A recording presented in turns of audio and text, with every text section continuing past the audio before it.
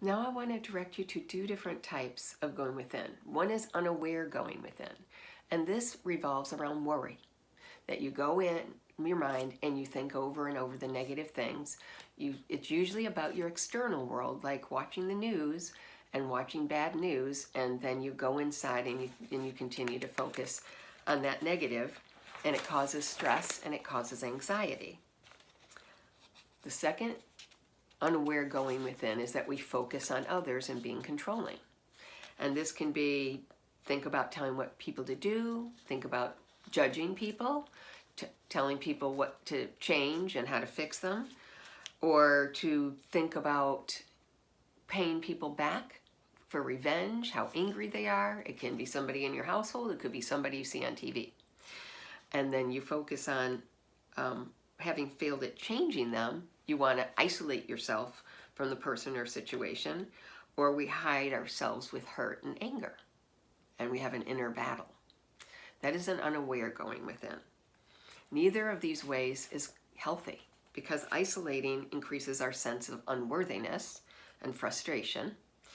And in inner chaos, it decreases our sense of well-being, and it also decreases our health. That anger within a container destroys it. But we know of an enlightened way of going within, and that's reconnecting with your true spiritual self. This is what I want to teach you how to do, is to go within differently between traditional dogma and spirit. That, for example, atheists, they don't believe in spirit, but they can believe in the goodness of man. But their dogma prevents them, their belief prevents them from going in deeper and really connecting to their own soul. Many people believe in spirit through faith. They may attend church, but they may not have ever had a personal experience with spirit. I had an Episcopalian priest who preached for 30 years, and until we worked on connecting with his spirit, he realized that he had been teaching dogma and teaching beliefs, but never ever felt the grace of God from within and his spiritual strengths until we taught him meditation. And that's what I'd like you to experience here. Some people believe in spirit because they've had one or more isolated, often fleeting experiences, maybe a mystical experience, and they may be able to pray, but they're not able to communicate with spirit or receive guidance at will. And I want you to be able to communicate and receive guidance. None of those above, dogma, atheists, simple faith, one isolated experience, that truly is not a true relationship with spirit. It's not a true relationship with your own soul. I want to teach you how to have a true relationship and to use those inner strengths to enrich your life. Connecting with spirit is going deeper and beyond our personality to a higher dimension of yourself. We know that we're connected through spirit, that it exists and it's real through our own personal experience, which I want to guide you how to have them.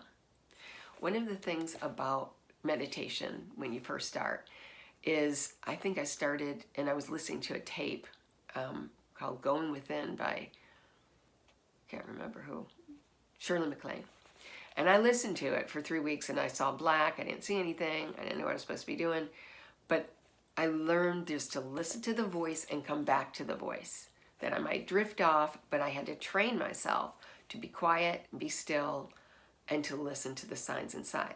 But I found it a whole lot better, a whole lot easier if I was given direction. So when I'm going to do the next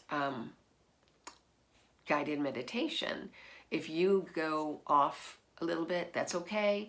Just come back to my words and take up where I am at that time with wherever I'm at in the meditation. You can start it all over if you want to, but usually if you just pick it up from then, you can do the same meditation many times. You will have a different experience every time. So you can come back to the section in this course where you're just listening to the meditation, which I'm going to show you the waterfall meditation. It's very beautiful in just a few moments.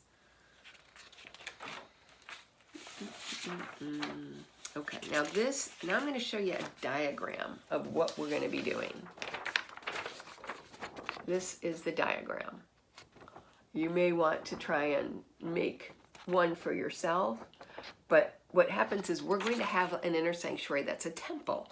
And in the temple, there's different places that we go and different rooms that we create.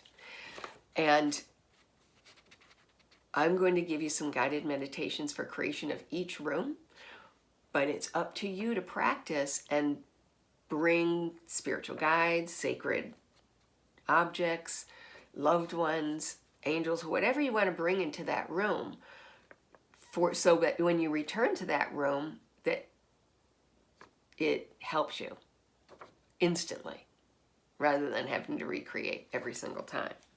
So the first room that we're going to create is the grotto. And this is where you're going to, in your mind's eye, follow my words.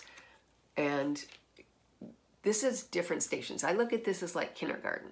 Like when you're learning to cut and paste, you learn at one station, then you learn to sing, you do it at another station, and then you learn to play gym at another station. That these are each stations that are corresponding to helping you in different areas and different dimensions of your life.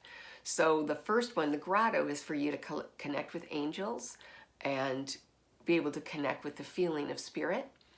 The next one is the spiritual gym, and that's if you're angry. I've used that one a lot. That you can go in there and work out your anger and try to release it, sometimes forgive it, and to remove it permanently. So you don't have to be tortured by certain types of worry or certain types of hurt or frustration. It's very useful. Each one is very useful, and you don't have to use them all at one time. You can just pop into the grotto if you want. You can pop into the gym if you want, and pop out. You can do a meditation for 2 minutes or an hour, depending on what you need and how much time you have.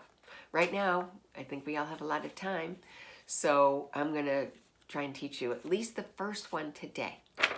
And it's coming up in a moment.